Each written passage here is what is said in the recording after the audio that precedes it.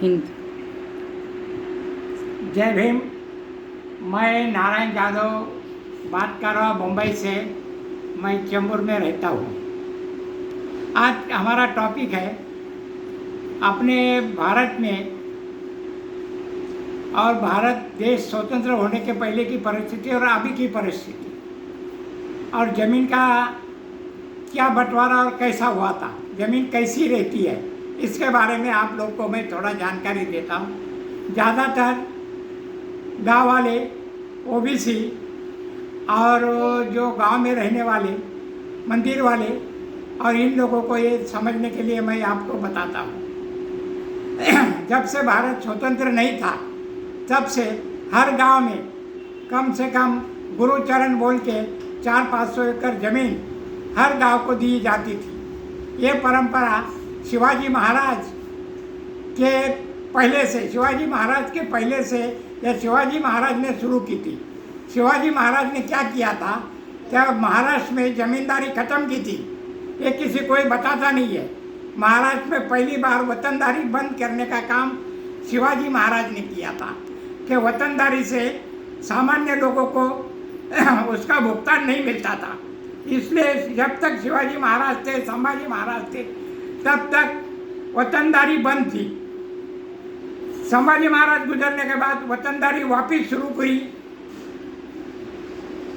खास काम था कि लोगों को उनके पास खुद लोग नहीं आ रहे थे, इसलिए वतनदारी करके उनको सेना जमानी करनी पड़ी। ये तो इतिहास की बात हुई। मगर आज के हाल फिलहाल आज भी अपने गांव में, देश में हर जगह गावरान जमीन होती है। उदाहरण के तौर पे देता हूँ कि गुजरात शहर में बड़े बड़े जमीन कारखाने को दी गई। वो ज़मीन किसकी थी, हम पहले से बोल रहे थे, हमारे गुजराती भाई लोग थे, इनको मैं समझाता था कि आपके गांव में ज़मीन है क्या।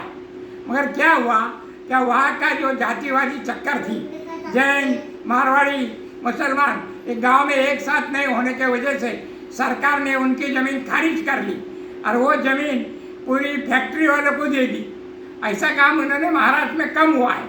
महाराष्ट्र में लोग जागरूक है कि हमारे गांव में जो गुरुचरण होता है, जानवर चरने के लिए जगह होती है, मंदिर की जगह होती, तो महाराष्ट्र के लोगों ने बहुत सी संभाल के रखी है।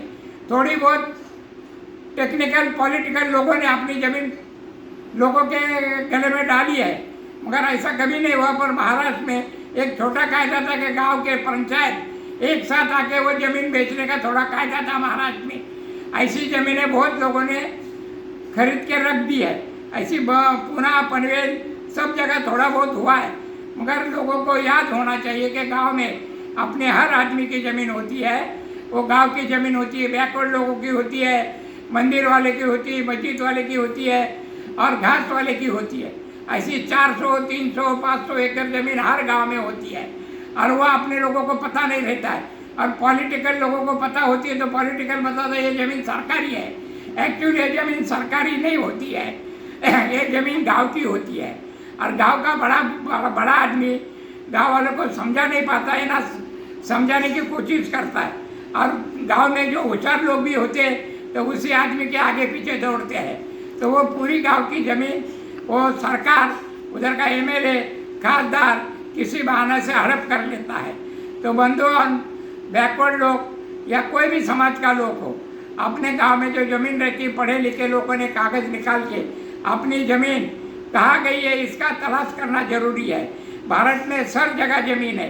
देखो, वक्फ बोर्ड की ज़मीन मुसलमानों के पास है, मगर मुसलमान का वक्फ बोर्ड वो ज़मीन संभाल पा रहा है क्या नहीं संभाल पा रहा है इतना अपने को पता नहीं है।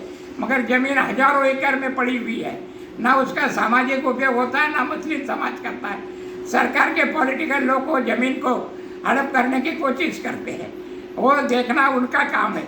अपने इधर का समाज, जैसा कि समाज अम्बेडकर समाज जागरूक था, हम लोग कभी भी किसी ज़मीन के ऊपर, हम लोग को मालूम है ये ज़मीन हमारी है। हमने जो ज़मीन गांव में निकाली है वो कम से कम 300 साल पहले ज़मीन गायब हुई थी, वो ज़मीन हम लोग कागज़ बना के वापस ले ली है। तो बोलने का मतलब ये है कि अम्बेडकर ने जो कानून बनाया था गरीब लोगों के लिए, उसका उपयोग गांव के बड़े लोग, दूसरे समाज के लोगों ने, सामान्य लोगों को या उनके भाई बहन ने समझाया नहीं है। ये ज़मीन अपनी है। तो बोलने का मतलब क्या होता है कि भारत देश में चाहे मुस्लिम का राजा आया हो या कोई भी राजा आया हो, जमीन किसने नहीं ली है कि उनको खेती से पैसा मिलता था तो उन लोग ज़मीन कभी खरीदी और दूसरे की ज़मीन हड़प नहीं करते थे कि उनको मालूम था कि ज़मीन, मगर साहूकारी परंपरा अपने इधर जमींदार परंपरा सब जगह थोड़ी थोड़ी ख़त्म हुई, मगर खास बैकवर्ड हिंदी पट्टे में ज़मींदारी बहुत दिन बाद चेक पॉइंट के वजह से वो ज़मीनें उनको मिली नहीं है। यूपी, बिहार, राजस्थान, मध्य प्रदेश, यहाँ की बड़ी बड़ी ज़मीनें सरकार ने अपने पॉलिसी से अपने के तरफ कर लिया है। तो बोलने का मतलब यह है कि अपने लोगों के पास, गांव के पास ज़मीन खुद की होते हुए भी वो प्रगति नहीं कर सकता है। महाराष्ट्र में देखो, शरद पवार ने एक गांव था, अक्का गांव ने अपना गांव का विकास करके अपनी 200 एकड़ ज़मीन और गांव की ज़मीन ऐसी 400 एकड़ डेवलप किया। आज वो गांव सुखी है। अब बोलने का मतलब यह है कि भाई आप लोग सतर्क रहो, पढ़े लिखे लोगों से संविधान का अभ्यास करो तो तुमको ये मिलेगा। तुम बोलेगे कि हमको कोई सरकार ला के देगी, सरकार अभी टिकने वाली नहीं है, सरकार के पास कुछ भी बचा नहीं है। तो बंधुआनी भाइयों, जो मेरे ओबीसी भाई, मराठा, सवर्ण भाई, ब्राह्मण लोग, जो भी अपनी ज़मीन गांव के बचा सकते तो बचाओ। भविष्य में तुम्हारे पास गांव में सिर्फ घर होगा और तुम्हारी ज़मीन तुम्हारे पास नहीं होगी तो क्या भविष्य होगा ये अभी आपको थोड़े दिन में मालूम पड़ेगा।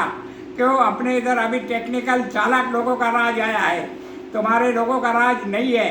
संविधान अपने जगह पे है। तो बंधुओं और भाइयों, मैं आपको समझा रहा हूँ कि ये टॉपिक हमने क्यों उठाया। क्या बहुत से लोग, हमारे फ्रेंड लोग बोलते हैं कि हमारे गांव में ज़मीन नहीं है। हर गांव में ज़मीन होती है, मगर वो तुम लोग को पता नहीं होती है। आदिवासी की ज़मीन होती है। बम्बई में कोरी लोगों की ज़मीन थी, कोरी लोगों की ज़मीन कोरी लोगों ने कभी हमारी बोली ही नहीं, इसलिए उनकी ज़मीन चली गई। ये तो आखिर बम्बई कोरी लोगों की थी। तो यहाँ के बैकवर्ड लोग या दूसरे लोग अपने ज़मीन को ज़मीन नहीं समझते हैं। दूसरी बार मैं दूसरा टॉपिक लेकर आपसे बात करूँगा। जय भीम, जय महाराष्ट्र, जय शिवाई।